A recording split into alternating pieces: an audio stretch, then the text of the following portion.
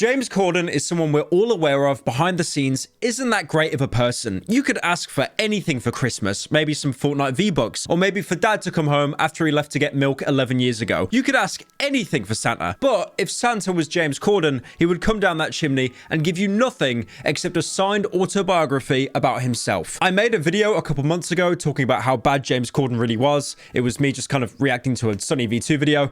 Shout out to my boy Sonny, he's paying the bills, we eating good because of him. But there has been some more recent developments in the James Corden saga. This horrible back and forth, it's going on like a game of Wii tennis and it doesn't seem to end. Now, I'm sure you're aware of this story because Critical already covered it, but there has been an update. Please keep watching. There's a restaurant in New York called Balthazar, and that restaurant has recently banned James Corden from ever going there again just because of how rude he was. Now, this restaurant, Balthazar, sounding like a boss in a From Software game, it's owned by a guy called Keith, and he posted the equivalent of a twit longer in an Instagram post. One thing I love about this call out as well, the picture he uses of James Corden, he could have just opened up Google Images, downloaded the first thing and then put it on there. But nope, he's obviously pulled out his phone and just took a picture of his laptop. Now, he gave two examples for the reasoning behind the permabanning. The first one was he got a meal and there was a hair in his food, which honestly, that's fine to complain about. That isn't something you've paid for and can put a lot of people off their food. But it's how you deal with the situation that makes you an asshole or not. I'm going to use a real world example here about myself because I truly am the nicest person to ever exist on the planet. I went to an Asian restaurant in Australia with some friends. One of my friends, they had like a bug in their food. He was doing like the breaststroke in the soy sauce. I went over to the manager and said, food was amazing. Thank you. Appreciate it. But there was a bug in one of my friend's food. He can't really eat that because, you know, there's an insect in there. The guy was like, well, I don't know how it got there. Maybe in between handing the food. Basically, he was like, it was kind of like a sorry, not sorry situation, but he took it off the bill. That's pretty much all you need to say. You don't need to get someone to admit fault. That's it. Case closed. And of course, James Corden could have took that route, even though a hair is much less distressing than a live insect going for, you know, the breaststroke world record. He said this, get us another round of drinks this second. And also take care of all of our drinks so far. This way, I write any nasty reviews in Yelp or anything like that. The thing is, if your food is late and there's like a hair in it or something, it's fine for a restaurant to compensate you, maybe throw in like a free drink or something. It's not necessary. It's happened to me before.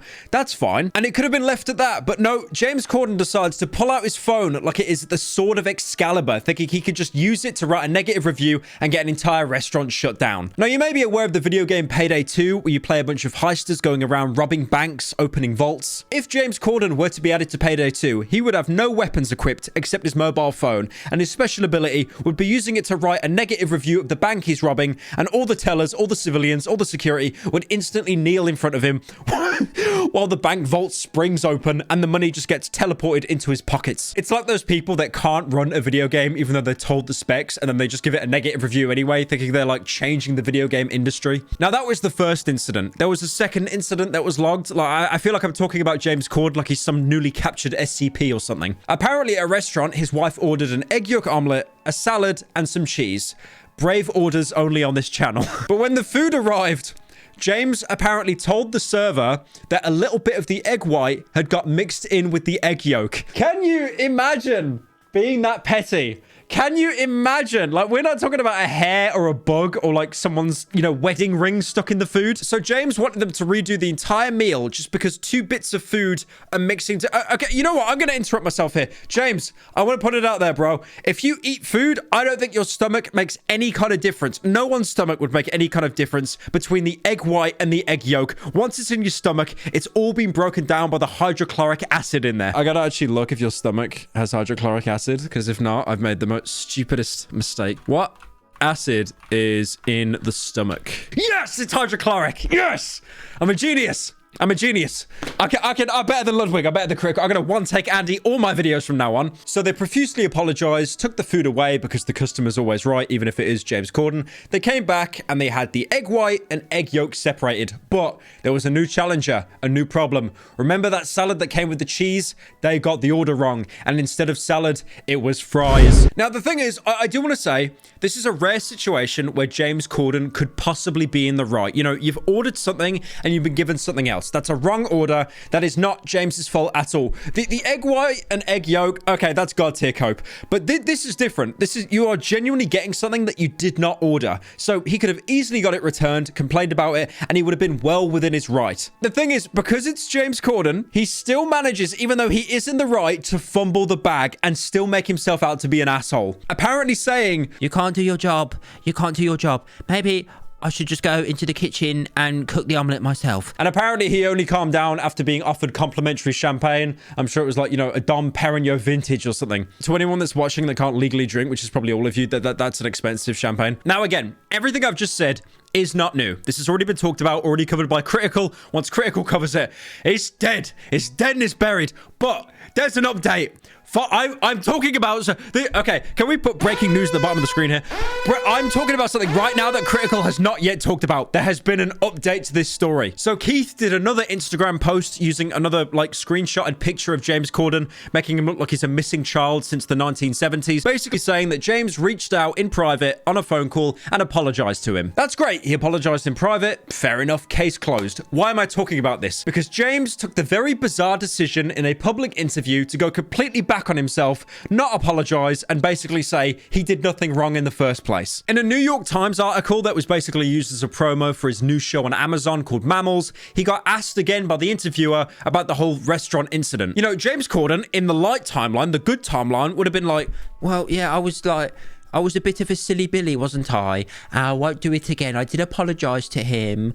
I even sent him my signed book." But instead of doing that, this reality is unfortunately the dark timeline. And he chose to instead say, it's really bad that people are being put on blast on social media, using himself as an example. You know what, guys? If I ever ran a restaurant and someone was a complete dick to my staff, God forbid I ever blast them on social media, because they might actually feel remorse and shame. And then to add another layer onto it, he actually started to be a little bit snarky to the interviewer themselves. He said, "I haven't done anything wrong on any level, so why would I even cancel this? I was there, I get it. I feel so zen about the whole thing because I think it's so silly. I just think it's beneath all of us. It's beneath you. It's certainly beneath your publication." The wording here is so bizarre. It's like James Corden's acting like he's DB Cooper and he doesn't want to admit that he was on the plane when all those people got robbed. So he's admitting that he was at the restaurant, but like nothing else. And then the restaurateur, Keith, found out he basically went back on his apology and then ass blasted him, apparently pulling up another quote James said, saying, "I never screamed at anyone, I didn't shout, didn't call anyone a name, swear, or use any derogatory language. How is it remotely a thing?" This even led to people at the Critics' Choice Award to roast James Corden again.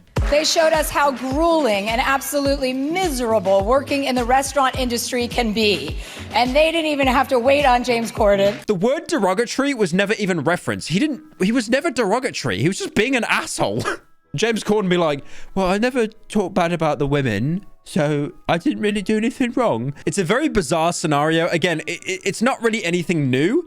It's just more the fact that how he apologized, he was actually in the clear, and he completely fumbled the bag, and now everyone hates him again. There's been so much dogpiling on James Corden recently. I think even Ricky Gervais came out at one point, who's pretty controversial himself, saying that James Corden stole one of his jokes. But then he actually felt so bad for James Corden being shit on because everyone's just jumping on his back right now, that he actually retracted, saying, "I'm sure it was coincidence." When you first became aware of that, how did you first become aware that that he had just told a joke? Someone just tweeted it.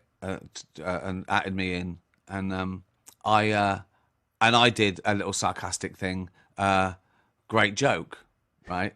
But then he started getting grief, and I cancelled it. I deleted it because I started feeling sorry for him. There's no way he knew that was my joke. Whatever you think of James Corden, right?